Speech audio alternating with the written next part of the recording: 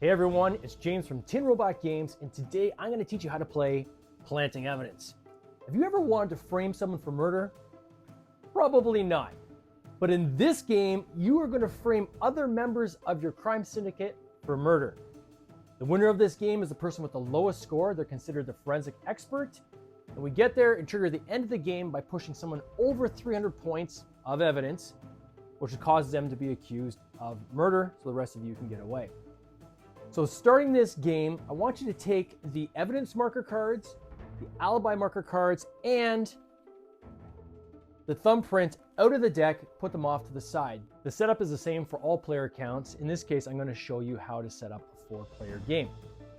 So start by taking the alibi markers and placing it to everyone's right, the evidence markers and place it to everyone's left in front of each player. The thumbprint we're going to keep off to the side for now. Shuffle the cards and deal 11 cards each player. Take the remainder of the cards, place them in the center of the table, and flip over the top card. This will be the discard pile throughout the game. In planting evidence, the objective of the game is to place evidence on other players, and you do this by placing it in front of their evidence marker in front of each player. Likewise, players are going to do the same thing to you as they're going to try to plant evidence in front of you. When you're placing down cards, you can place them as evidence on other players. And once someone has placed evidence against you, you can start now building alibis in front of yourself to offset those points. A round comes to an end when a player either discards their last card onto the discard pile, or they place their last card on a set in front of another player or on their alibis. At that point, any evidence that is in front of the player counts against their score. Any cards still in a player's hand counts against their score. And any cards you have in the alibi section is going to offset points from that. Make note, you can never go into a negative position on a round. You can only increase your score. So the lowest score you can possibly have on a round is 0. Let's move the center pile off to the side for a second so that I can show you how the different sets work. In this game, you're going to have 4 different sets of cards. You have DNA profiles, license plate profiles, fingerprint profiles, weapons profiles, and special cards. So let's go through each of these. The 4 main types of categories we have, you'll notice that they are color-coded. You'll have a white card, a yellow card, a red card, and a green card. This allows you to see that you have a complete set without repeating colors. When creating a set of cards, you must have one of each color. You cannot duplicate any colors. When placing evidence down on another player, you can place 3 of the 4 cards to get them out of your hand. Now remember earlier, I had just mentioned that any cards that are left in your hand at the end of the round count against your score. So there is an incentive to try to get cards out of your hand. The points on the cards, you'll notice, is on the side of the card. So the DNA are worth 5 points each. License plates, 5 points each. 5 points each on the fingerprints, and 10 points on each of the weapons. And I'll get to the special cards in a second. Now, when placing cards on another player as evidence, you have to place a minimum of 3 cards to start a set. Now, placing sets is super simple. All you need to know is that all the cards you place in front of a player have to be different colors. And they have to match the particular profile that you're creating. And to start a profile, I need to place a minimum of 3 cards down in front of that player. Now, it's important to note the cards do not count towards scoring. They're worth nothing unless you have the complete set in front of that player. So why would you want to put 3 cards down instead of 4? Well, as I said earlier, at the end of a round, any cards still in your hand count against your score. So you want to try to get cards out of your hand the best you can as you're placing them on other players. In this case, if I can get all 4 pieces of that fingerprint profile down, I close that off, and that is considered a scoring evidence against that player.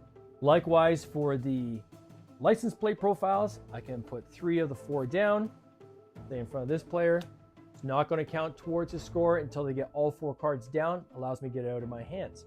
Now, as we go around the table, another player, when they're placing down evidence, they have the opportunity to start new evidence profiles on any of the players that they're playing against, or they can even add to another player's profile to close that off and finish it and help it score. The weapons is the only thing where you do not have to have a complete set for it to score. As long as they have 3, that is going to score, it's going to count against them. The last thing to take note of is the 3 special cards. We have 2 cards which are wild cards. Now you'll notice that the wild cards have symbols in the top right hand corner which indicate where those wild cards can be placed. This one can be placed against the alibis, and this one can be placed with evidence. This would replace one of the cards in that profile that you're placing. So for instance, back to this DNA profile here, I can replace any one of these cards with the evidence wild card. That would be considered complete and closed off. You cannot add any more cards to a profile that is already complete. You can, however, start another profile of DNA if we wanted to in front of that same player. So that's how you plant evidence on other players. Now let's discuss how you build alibis. Alibis are ways of offsetting points that people have placed against you. In this case, if a player places, say, this DNA evidence against me, although it's not completed, there's some evidence that started to build up against me. As soon as somebody plants evidence against you, you now are able to start building alibis. You cannot build alibis until there's evidence against you. Now there's evidence against me, I can start building alibis. Say I had these weapons. I could take this wild card, so say I had this wild card in my hand as well, and I could place this in front of me as an alibi. Now these points are going to offset any evidence against me. Keeping note that you can never go below 0. Like with the evidence, you don't have to have a full profile. I can place 3 cards down in front of me as an alibi. If they're weapons, they're going to score. However, if we took the fingerprints and placed these in front of me, these wouldn't score until the 4th piece of that profile is placed down in front of my alibi section. Other players cannot place cards in your alibis. I've been asked this many times as a way to get cards out of your hand quickly. We're a nastier crime syndicate. It doesn't work that way. You can only build alibis on your own side. Likewise, you can't place evidence against yourself. So let's talk about the evidence tampering card. What kind of crime syndicate would we be if we couldn't tamper with evidence? In this game, if you have the evidence tampering card, I can use it either to remove evidence against myself.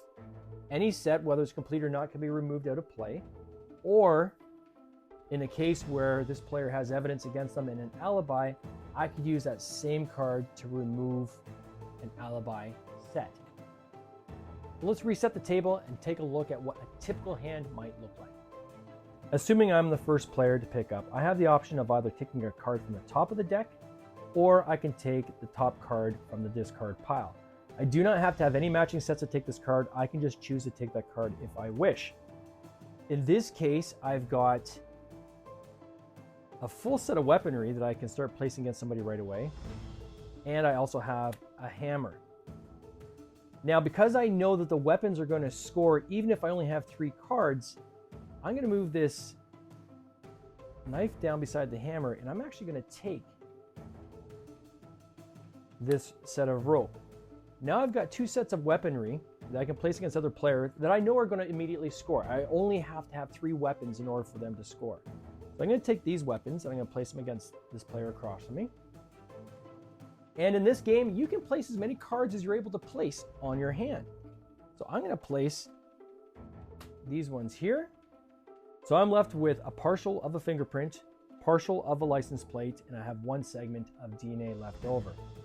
I could choose to take these fingerprints and get them out of my hand and place them against another player, but I know that I've just placed evidence on 2 of the other people in my crime syndicate. By the time the turn gets back around to me, likely somebody's going to be placing evidence against me. So I'm going to hang on to these fingerprints and use those as potential alibis on a later turn. So I'm going to discard my DNA and allow the next player to go. All right, let's look at what the next player is able to do with their hand. They've got a number of fingerprint partials, they've got license plate partials, they have DNA partials, and they have 2 weapons. Looking at the cards in front of them, they can either take from the top of the deck or the discard pile. In this case, because they have 2 DNA segments that are different than this one, they're going to take this particular DNA segment and they're going to pick that up. Because someone has planted evidence against them already, they're going to take their full fingerprint profile and they're going to put it under their alibi section to help offset the point. So this is 20 points. It's going to offset the 30 we have over here. Next, they can see this player over here has 3 weapons against them for evidence, and they've got a knife they can add to that pile. That player's got a full weaponry profile now that's counting against them. They have some DNA that they're going to share the love, and they're going to place it over here on my side. Now again, this isn't complete. You need one more piece of DNA for this to count, but they're hoping that one of these other players is going to place a DNA segment here to close this off. And they're left off with a rope, a thumbprint, and 2 pieces of license plate. So they're going to discard the rope. And that's the basics of how you play planting evidence. The play is going to continue around the table until somebody places their last card either in the discard pile or as part of someone's evidence set or as part of their alibi set. Now it's time to calculate the score. Use the score pad provided and have each player add up the card value in their hands, add it to the evidence they have in front of them, and deduct the value of the alibis that they've built up in front of them. Keeping in mind the score can never go below 0. Now it's time to bring back the thumbprint. This is a forensic expert indicator. We use this to place in front of the player with the lowest score at this point. It's a way for the rest of the members of the crime syndicate to know where to focus their energy in the subsequent rounds. Now it's time to determine if you're the forensic expert or if you're the one that's going to be framed for murder. I hope you enjoy this game as much as we loved making it. Should you have any questions, please reach out to us at tinrobotgames.com. Cheers.